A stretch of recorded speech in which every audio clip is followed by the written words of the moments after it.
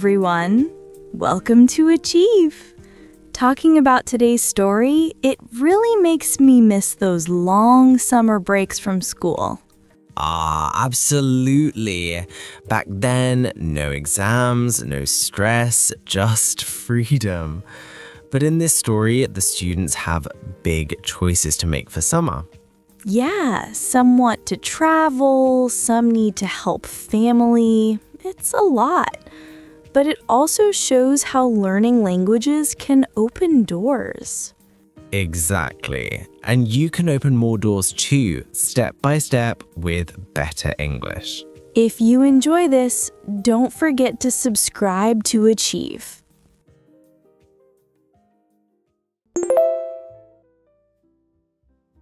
Before we jump into today's listening exercise, take a moment to listen to the questions first. Getting familiar with them will help you understand the passage more easily. What is the woman's main dilemma? Hi, Wendy. Hi, Sven. Only 2 more weeks of classes. 8 school days, actually. Then exams start.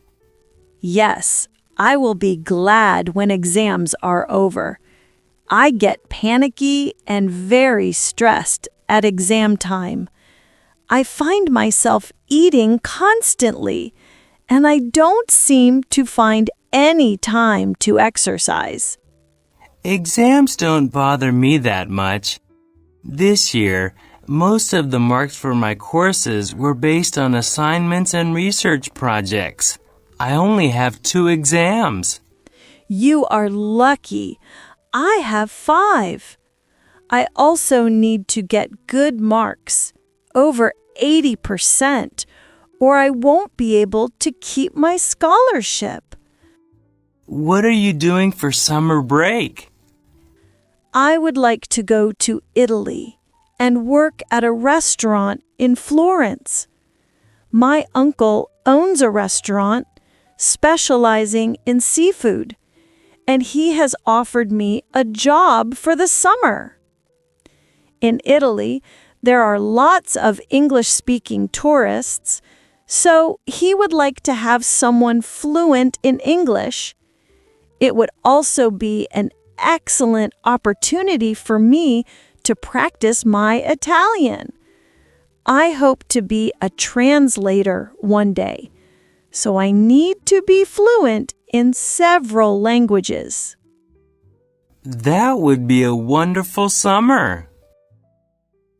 Yes, I know. I really want to go.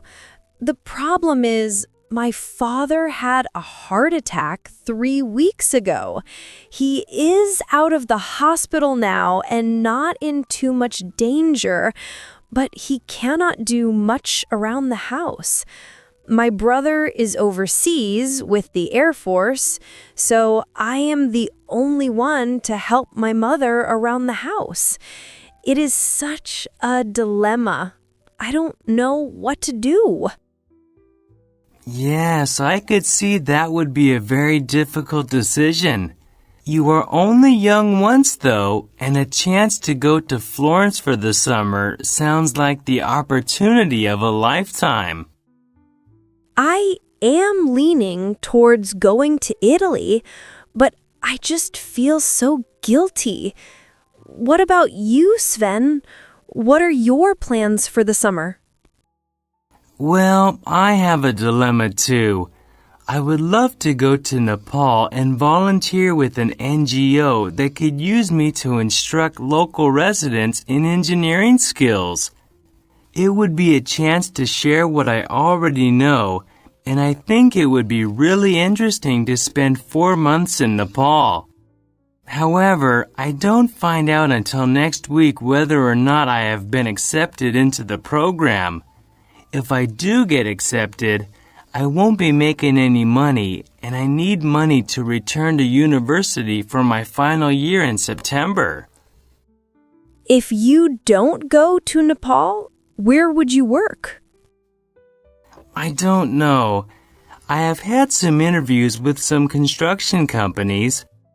There are a lot of new high-rises and hotels going up on the south side of the city. There were 3 companies that thought they would have a place for me to do manual labor, and the pay is good. None of the 3 companies are unionized, but they all pay union wages. I would prefer an office job where I could use the engineering skills I have already acquired. I have applied to several companies for inside work, but only 2 ever responded to my applications, and neither seemed very promising. It would look much better on my resume after I graduate if I had work experience in my field.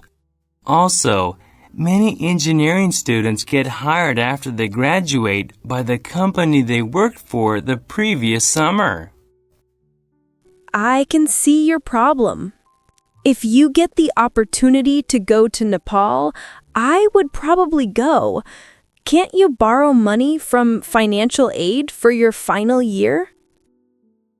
Probably, but I hate to start off with a lot of debt. Engineering fees are rising by 10% next year. It is not an inexpensive faculty to be in. No, but if you have the opportunity to go to an interesting job in Nepal and be of service, I think that would be wonderful. You are probably right. I appreciate your advice.